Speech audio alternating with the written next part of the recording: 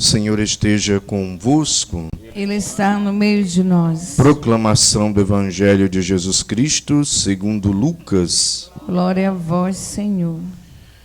Nos dias de Herodes, rei da Judéia, vivia um sacerdote chamado Zacarias, do grupo de Abia. Sua esposa era descendente de Arão e chamava-se Isabel. Ambos eram justos diante de Deus e obedeciam fielmente a todos os mandamentos e ordens do Senhor. Não tinham filhos porque Isabel era estéril e os dois já eram de idade avançada. Em certa ocasião, Zacarias estava exercendo as funções sacerdotais no templo, pois era a vez do seu grupo.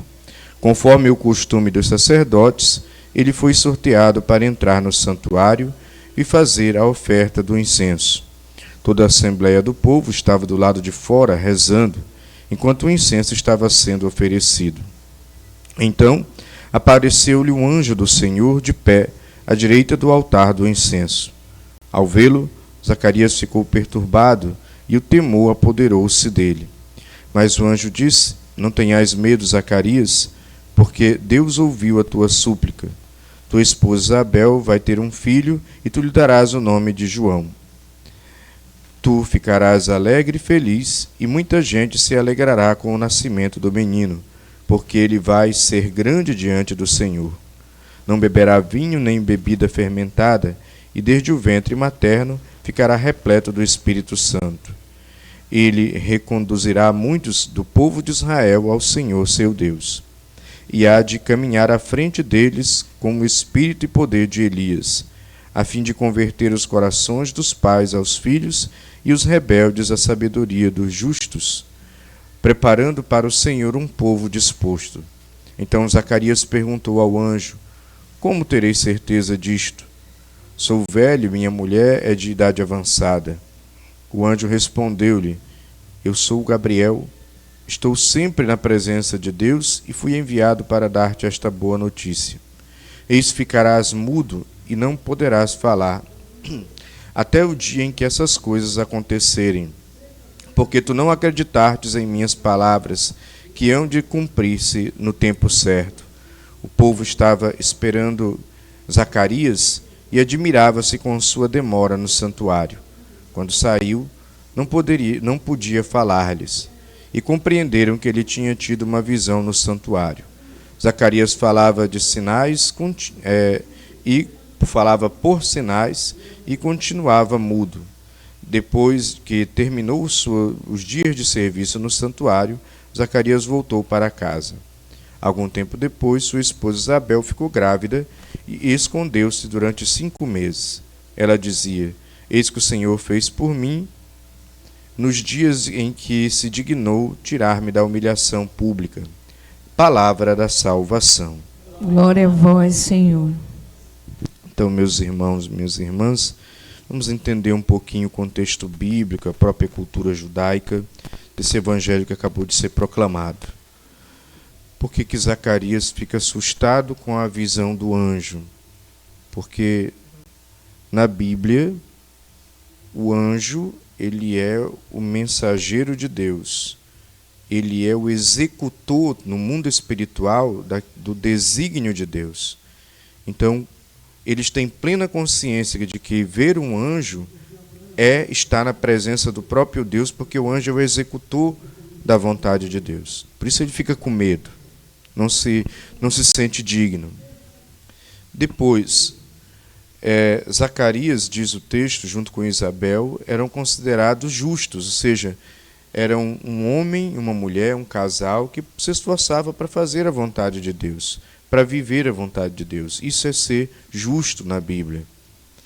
E aqui um grande questionamento: mas se eles eram justos, se esforçavam para fazer a vontade de Deus, por que eles não têm filhos? Por que Isabel é estéril? E dentro da cultura judaica, a visão errada, a visão distorcida da fé, eles achavam que Zacarias e Isabel estavam sendo punidos, castigados por Deus por não ter filhos. Então era uma desonra na cultura judaica, principalmente naquela época, não ter filhos. É como se Deus estivesse castigando aquele casal. E aqui é que dá um nó na cabeça de todo mundo. Mas se eles são justos, se eles se esforçam para fazer a vontade de Deus, por que eles estão sendo castigados se eles não tendo filhos? Porque uma coisa não tem nada a ver com a outra. Porque essa é uma visão errada dentro da cultura judaica naquela época. Primeiro, que Deus não está aí castigando todo mundo. Ele deixa que nós colhamos os frutos das escolhas erradas que nós fizemos. É diferente. E por quem semeia vento, já diz a própria palavra de Deus, colhe tempestade. Então não é castigo, é consequência. Mas no caso de Zacarias e Isabel, não era nenhuma questão nem de castigo, nem de consequência de nada. A natureza, ela é afetada pelo pecado também.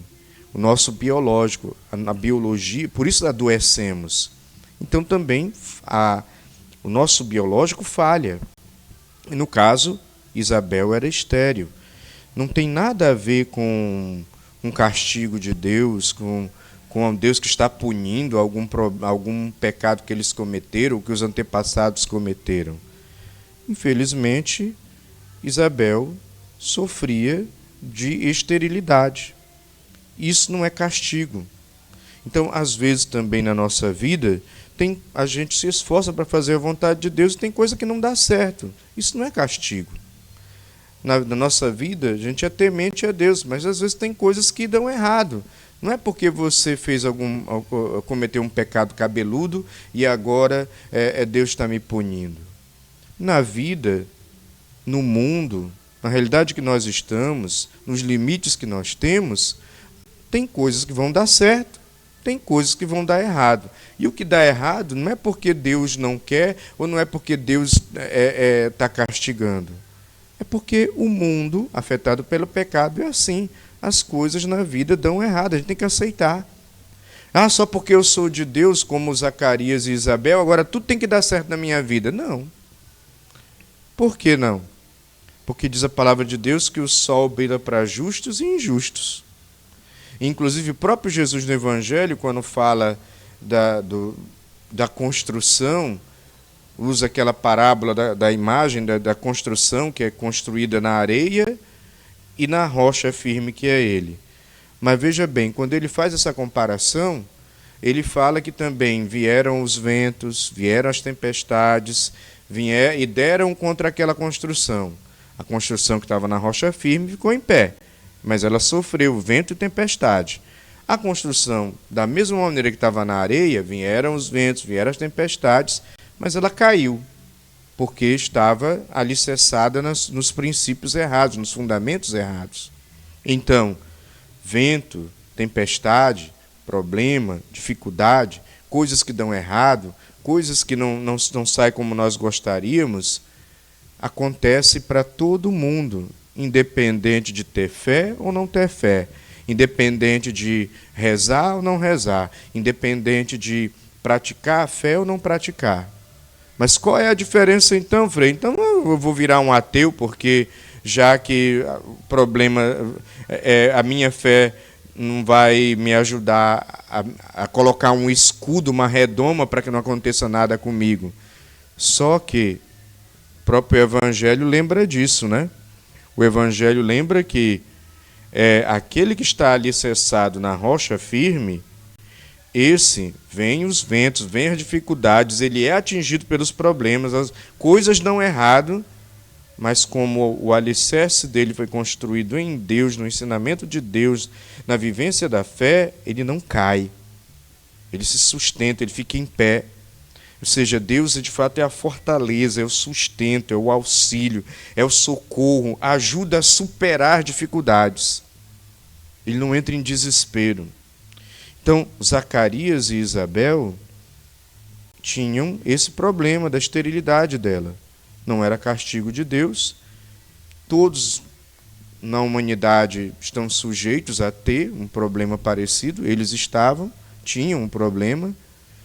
E nem por isso também Zacarias deixou de servir a Deus, nem por isso Zacarias deixou de estar ali no templo fazendo a oferta do incenso.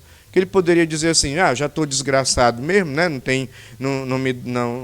tenho filho, estou amaldiçoado, então deixa eu cair na gandaia, deixa eu ir aprontar, deixa eu largar esse negócio dessa fé de mão. Quer dizer, então, o fato das coisas darem errado na nossa vida não significa que é Deus que manda, mas são coisas do mundo, consequência de uma realidade afetada pelo pecado que nos atinge.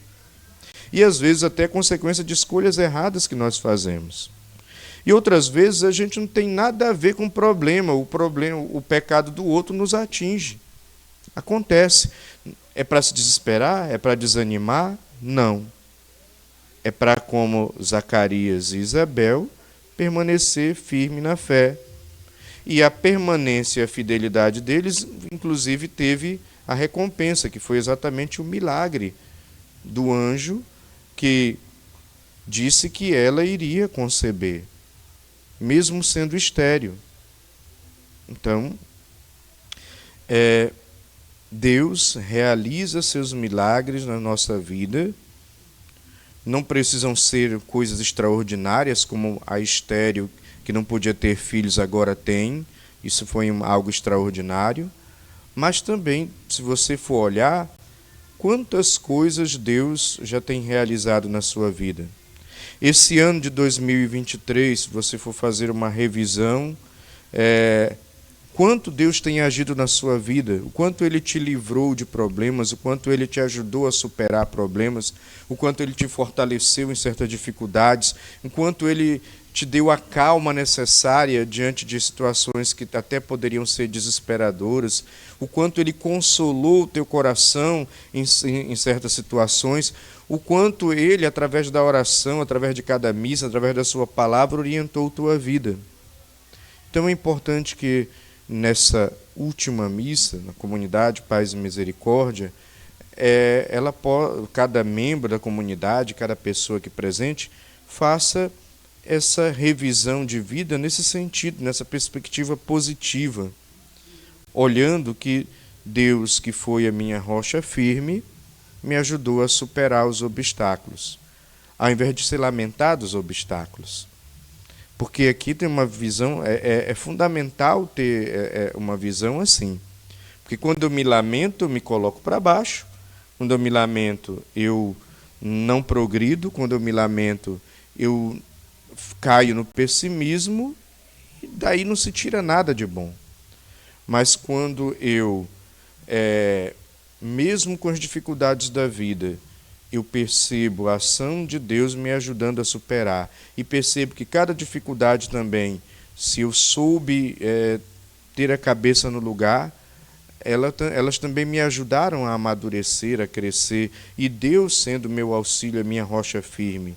Então, a partir de uma perspectiva em que eu olho também para a minha vida, não só também como dificuldades, mas olho também as coisas boas que Deus operou, as coisas boas que Deus vem operando, a providência de Deus agindo na minha vida. Ou seja, quem olha assim para a vida, caminha melhor, vive melhor.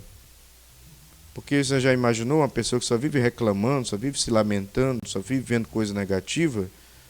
Nossa, a vida é um eterno sofrimento. Mas mesmo com os sofrimentos, se eu me concentro naquilo que é positivo, me concentro naquilo que é bom, e se eu tenho até a capacidade de fazer do limão uma limonada, eu vivo melhor. A vida se torna melhor, os meus relacionamentos se tornam melhor, eu supero com mais facilidade as dificuldades. Então, que todos os membros da comunidade, todos aqueles que ajudam a comunidade, possam fazer essa leitura, essa revisão do ano de 2023, dessa maneira positiva, enxergando as coisas boas que Deus operou na minha vida este ano e naquilo que Ele me ajudou a superar de ruim.